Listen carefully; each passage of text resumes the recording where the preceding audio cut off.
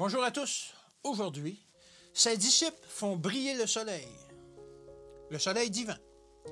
Vous êtes la lumière du monde. Une ville située sur une montagne ne peut être cachée. Matthieu 5 au verset 14.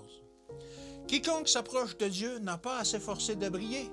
En contemplant le Sauveur, il capte les rayons de lumière divine jaillissant du soleil de justice, et il ne peut s'empêcher de resplendir. La lumière qu'il habite se répand en rayons vifs et éclatants dans les paroles et les œuvres de justice. La grâce du Christ demeure en lui dans toute sa richesse, et la lumière céleste brille à travers lui. Il honore le Christ par une obéissance totale. En communiquant ce que le Seigneur lui a donné, il est stimulé à agir plus énergiquement pour la cause de Dieu. Il porte la lumière du monde, illuminant ceux qui se trouvent dans les ténèbres de l'erreur. Il ne s'éloigne pas du Christ, mais au contraire, il se tient tout près de lui, s'entretenant avec lui, réunissant les principes divins puisés dans sa parole. Il fait du bien autour de lui, réconfortant ceux qui se sentent déprimés, guidant les pas hésitants sur les trois sentiers, adoucissant la coupe d'amertume que beaucoup boivent à cause de la voie qu'ils ont choisie.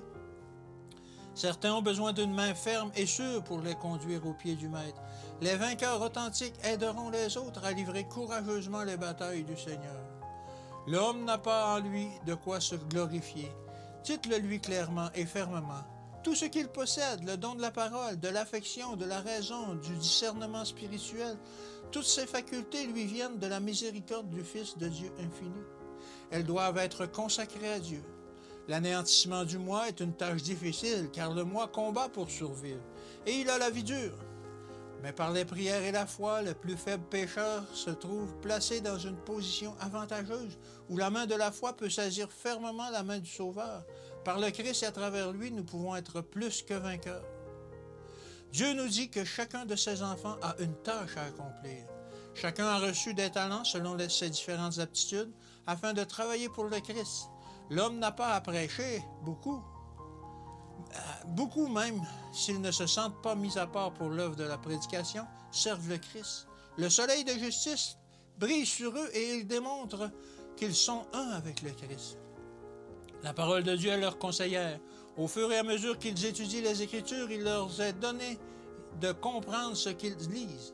Ils travaillent dans l'unité les uns avec les autres. Il n'y aura pas d'opinion discordante parmi ceux qui sont enseignés par Dieu.